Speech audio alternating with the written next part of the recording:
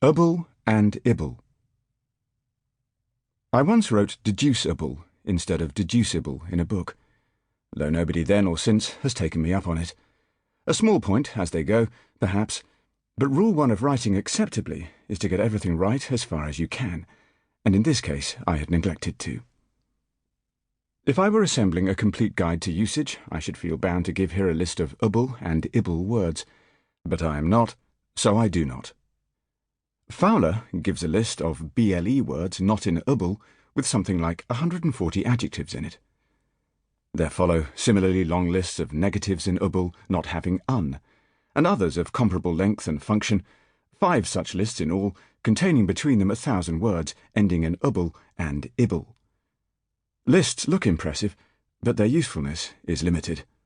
Consult a dictionary. Accentuation. I use this term to refer to the prominence given a spoken syllable by stressing it.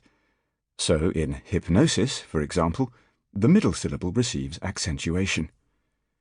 My hope is to avoid the ambiguity that use of the sometimes synonymous accent might bring.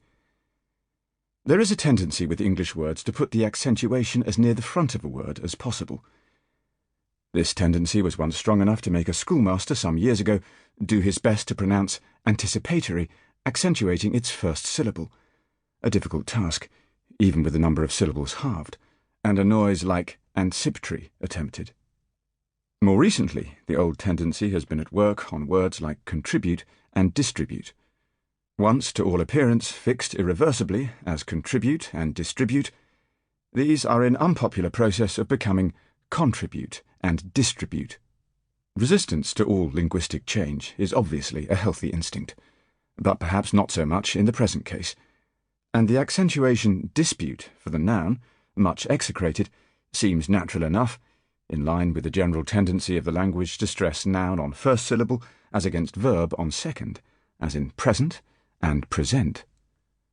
I predict that all 3 changes will shortly be established.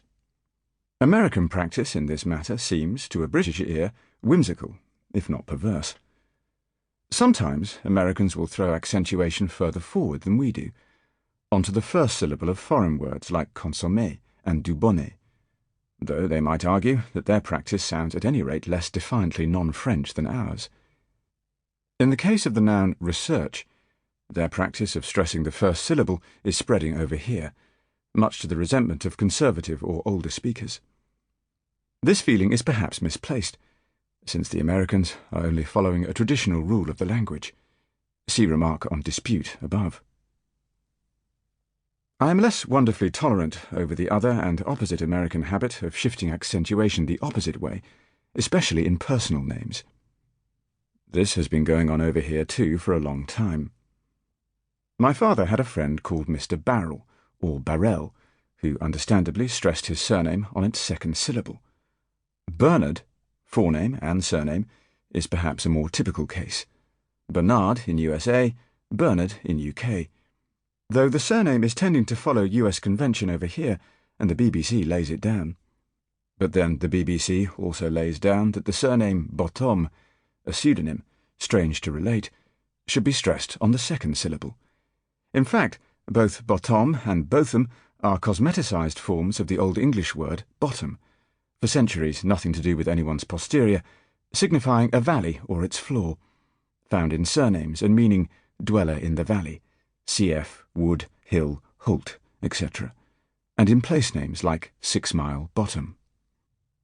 I ask for Glenmorangie malt whisky, stressing the third syllable of the name, even though I happen to know the head man there stresses the second, because a rational being prefers being understood and served to being right.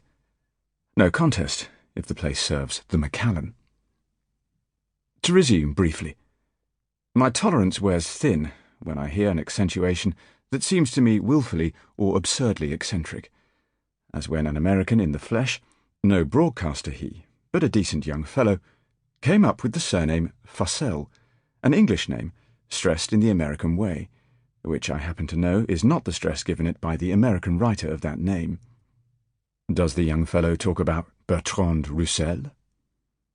And it, my tolerance, snapped altogether the other day when I heard an English broadcaster refer to Shakespeare's Romeo and Juliet with Juliet given last syllable stress treatment. What next? Antony and Cleopatra? See also Americanisms.